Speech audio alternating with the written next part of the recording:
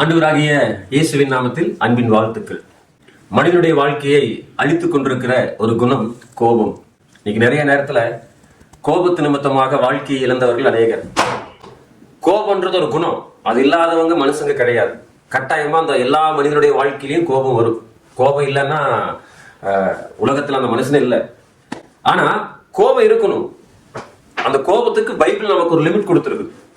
நீ கோபம் கொண்டாலும் பாவம் செய்யாத அப்படின்னு ஒரு ஆலோசனை சொல்றார். கோபம் வரலாம், அந்த கோபத்து நிமித்தமாக ஆண்டவரை துக்கப்படுத்துகிற காரியமோ அல்லது மனிதர்களை துக்கப்படுத்துகிற காரியமோ அதுல இருக்கக்கூடாது என்பதை ஆண்டவர் சொல்லுகிறார். அதே மாதிரி ஒருவேளை காலையில நமக்கு கோபம் வந்துச்சுன்னா சாயங்காலத்துக்குள்ள நீ அந்த கோபத்திலிருந்து கொஞ்சம் சமாதானம் ஆயிருன்றாரு.